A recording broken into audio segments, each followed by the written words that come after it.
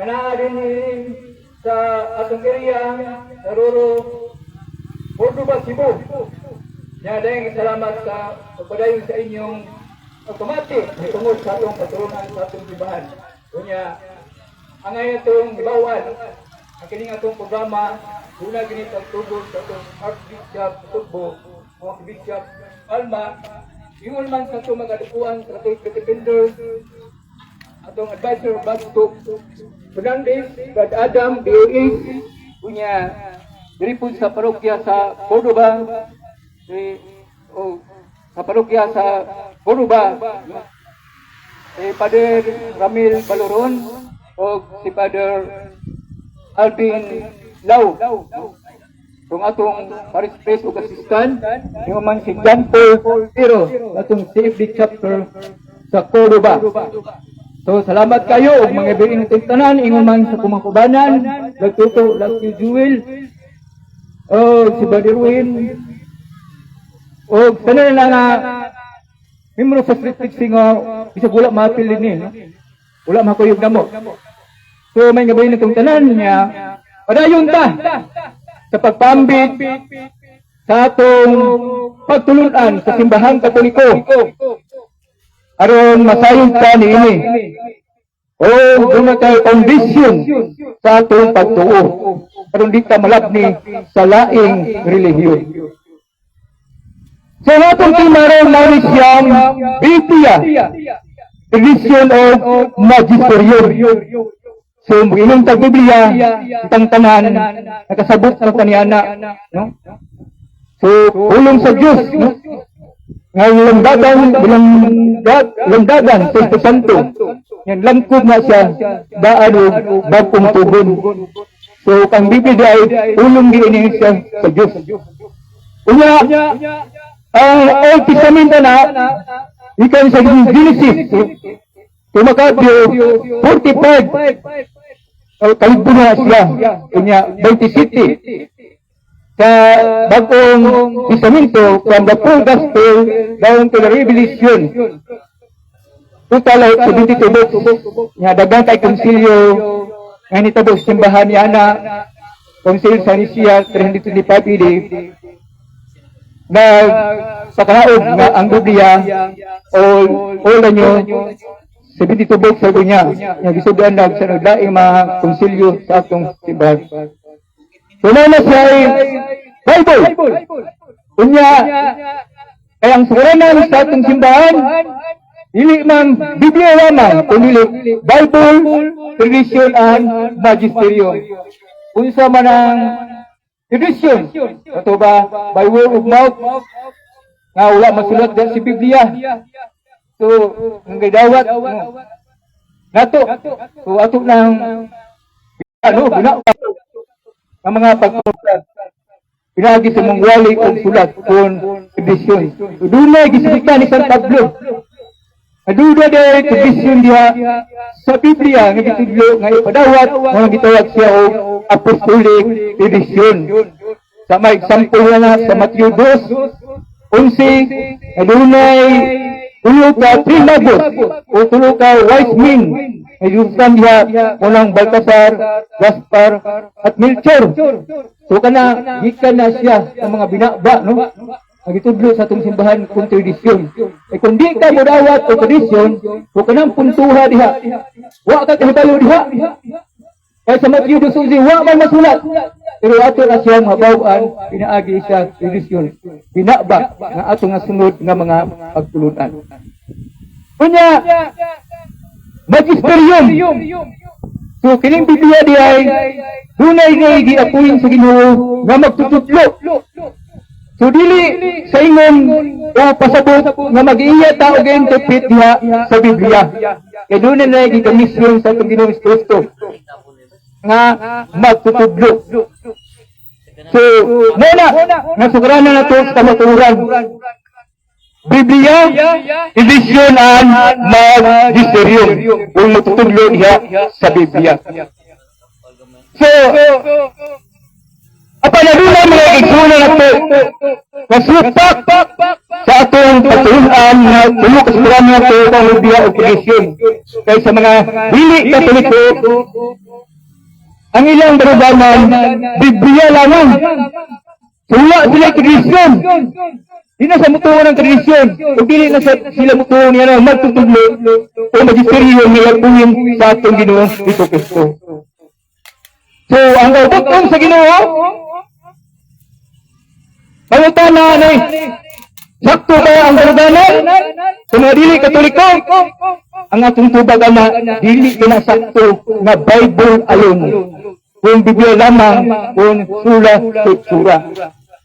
Kung dili, kinig yung tulo, Biblia, tradisyon o magisterium. Ay dili tapoy di, na matag-usa na to, muli mo tag private interpretation o mag-iya sa pagsabot. Kung dunay kalainan, sa baruganan, sa mga Katoliko, o dili Katoliko, sa simbahan Katoliko, mga protestante, mga Bible alone, pan ang atong simbahan nagtudlo na to. Biblia, tradisyon o magisterium. Paminawa ninyo o atong pagmahon. Tumala diha sa Biblia. Gusto ba ang Bible alone? Paminawa ninyo. Sa Mateo 16:18, klaro kayo ang Panginoong Kristo. Nagtukos siya o simbahan. Unang, ingon na Panginoong Kristo, I say to you that your Peter, upon this rock, I will build my church, even and the gates of Hades shall not prevail against it. Kung sa sultihan ko ikaw, si Pedro, o gimabaon nining bato, pagatukuron ko nga atong iglesia, bisan ang kamatayon, dili gayon, makabuntog din. So klaro kayo, ang atong Ginoong Kristo, sa Mateo 16, nagtukod siya o simbahan, o kana dili na building.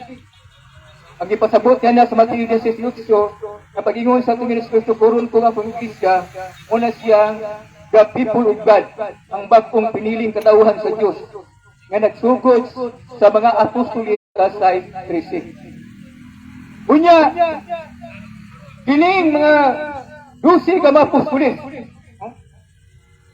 muni si gitahasan sa Ginoo sa pagpanudlo. Unya, sa wala pa, ang mga apostoles, ngay panudlo, ang gitahasan sa pagpanudlo. Imagine ba ito sa atong Ginoong Kristo?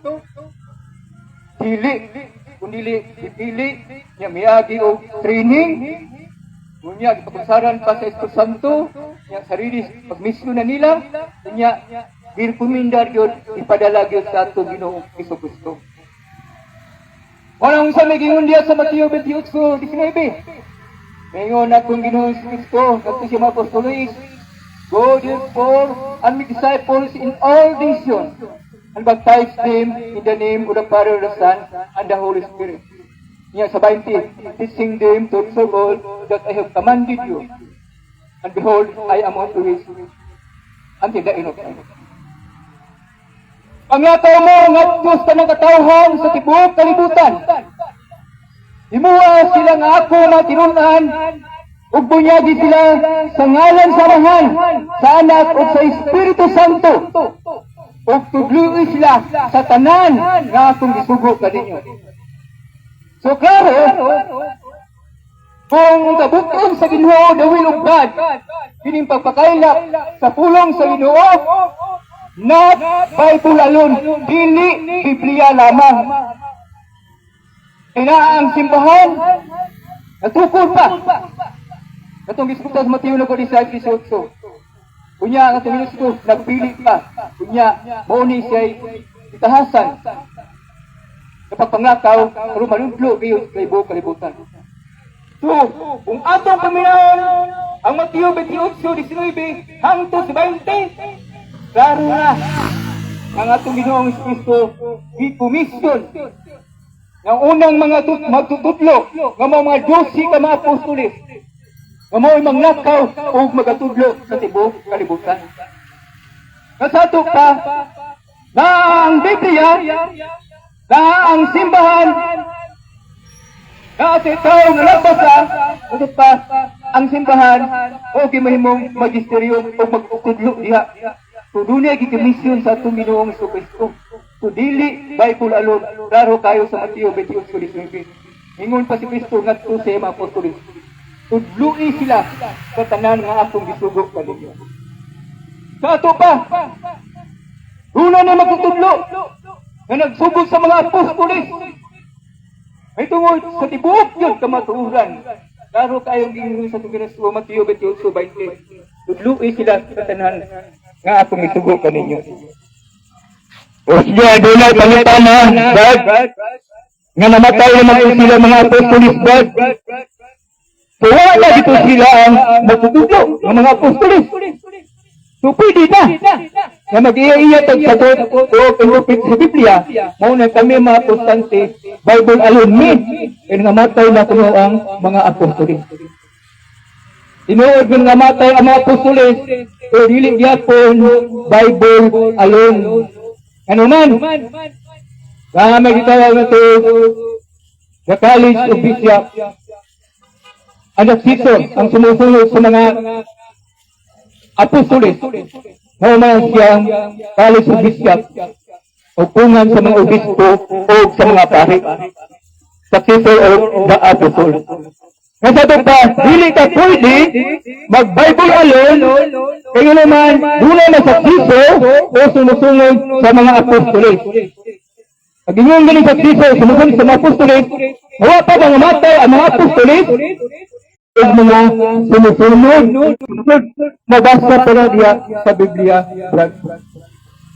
Unang buhat, 14:23, ngayon sa tablo, sa matag iglesia, magpili ka mo o mga obispo.